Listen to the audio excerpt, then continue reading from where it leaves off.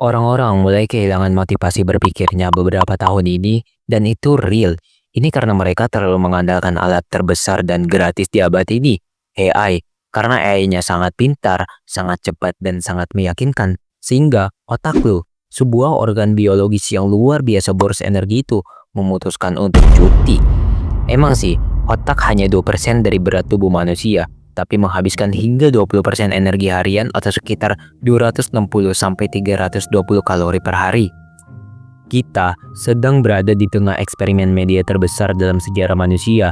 Kita tidak lagi hanya mengalihkan pekerjaan fisik, kita juga sekarang mengalihkan proses penalaran kita. Seperti menulis jurnal harian kita yang biasanya di kertas, sekarang beralih ke digital karena lebih hemat ruang dan biaya. Itu yang dinamakan outsource reason. Jujur, berapa kali minggu ini lu membuka tab ChatGPT bukan buat mencari ide, tapi untuk melewati proses berpikir yang melelahkan. Ini memang terasa efisien, sangat efisien. Seperti menggunakan GPS untuk perjalanan jauh, lu sampai ke tujuannya dengan mudah, tapi pertanyaannya, jika satelit GPS mati, apakah lu masih ingat jalan pulang? Inilah bahayanya yang gua temukan dan gua akan bongkar hari ini. I know there's controversy around that. Are you confident that the actual better model is going to be recognized, or are you actually, like, isn't this in some ways life-threatening to the notion that, yeah, by going to massive scale, tens of billions of dollars investment, we can maintain an... Ketergantungan pasif pada AI menyebabkan penyusutan otot berpikir. Kreativitas kita menjadi seragam, kemampuan kritis kita tumpul, dan memori kita melemah. Lu nggak bakal nemu cara menghasilkan uang cepat dengan AI di video ini ya? Ya ngapain juga kan? Ini adalah blueprint pertahanan diri kemampuan berpikir lu. Kita akan membedah bagaimana cara berhenti mencari prom ampuh Gemini dengan harga 30.000 dan kembali menjadi pemikir aktif. Dan gua ketemu solusinya. Solusinya bukanlah menguninstall AI dan kembali ke meta AI yang di WhatsApp. Itu sama aja bohong. Kunci untuk menjadi lebih pintar di era ini justru adalah dengan membuat penggunaan AI lu menjadi lebih sulit. Emang begitu, kita harus merancang gesekan yang produktif karena di dalam kesulitan itulah otak lu kembali panas. Coba lu dengar. Sepanjang sejarah, manusia menciptakan alat untuk melampaui batasan biologis. Palu memperkuat otot lengan, teleskop memperkuat lensa mata, dan kalkulator memperkuat kemampuan berhitung. Setiap alat baru selalu memunculkan ketakutan. Socrates dulu khawatir tulisan akan membuat manusia jadi pelupa. Tapi kita beradaptasi, kita menggunakan tulisan untuk menyimpan informasi, sehingga otak kita bebas untuk menganalisis informasi. Tapi, GenAI seperti GPT-4 atau Claude berbeda.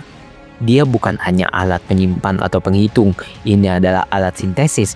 Ia bisa mengambil data A dan B, lalu menciptakan kesimpulan C. Inilah titik baliknya.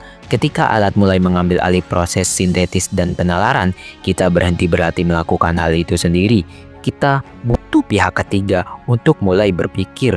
Secara biologis, otak lu adalah organ yang pelit energi. Jika ada jalan pintas energi sisa, otak akan mengambilnya. Ini adalah mekanisme bertahan hidup. Ketika AI memberikan jawaban yang koheren, terapi, dan terdengar percaya diri, dalam hitungan detik, otak lu melepaskan dopamin. Lu merasa kompeten, padahal itu adalah ilusi kompetensi. Lu tidak menciptakan pemahaman, lu hanya mengenali pola yang terlihat benar. Korban terbesar dari kemalasan ini adalah apa yang disebut para psikolog sebagai metakognisi. Apa itu metakognisi? Metakognisi adalah kemampuan untuk berpikir tentang cara kita berpikir. Dalam alur kerja tradisional, rasa frustasi saat lu stuck adalah momen krusial. Itu momen yang lu gak tahu saat otak lu sedang membangun koneksi saraf yang baru. Dengan Gen AI, kita menghilangkan rasa frustasi itu. Kita kehilangan momen puas. Akibatnya, kita mendapatkan hive mind, pikiran kolektif yang seragam. Ide-ide kita menjadi rata-rata, aman, dan membosankan karena semuanya berasal dari model statistik yang sama. Gue melihat ini di mana-mana ya, di sekolah contohnya. Gue secara sadar lebih milih menggunakan Gen AI untuk membuat sebuah cerita fiksi. Padahal itu kan hal yang mudah. Jujur aja, rasanya emang nagih. Dapat hasil instan tanpa harus pusing. Tapi dampaknya jangka panjang. Ceritanya jadi hambar dan kehilangan sisi manusianya. Sebuah studi awal dari Microsoft Research menyoroti fenomena ini. Penggunaan AI secara kolektif cenderung mempersempit jangkauan ide.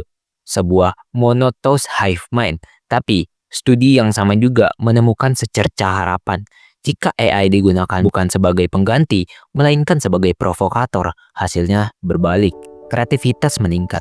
Misalnya, lu udah punya ide nih, tapi lu mau bikin ide lu lebih tajam. Lu ngomong sama ya gini, ini ide kampanye kopi gua. Sekarang, coba lu berperan sebagai kritikus yang sangat pelit dan skeptis. Kalau bisa hancurkan ide gua dan tunjukkan di mana letak kelemahannya. Ini kunci yang kita cari. Alat untuk berpikir, bukan pengganti pikiran.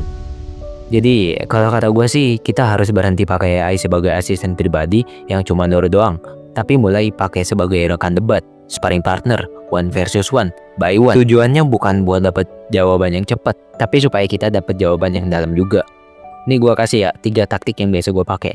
Disclaimer, lu nggak perlu langsung patahin kebiasaan lu. Mulai aja pelan-pelan. Yang pertama, jangan minta ringkasan.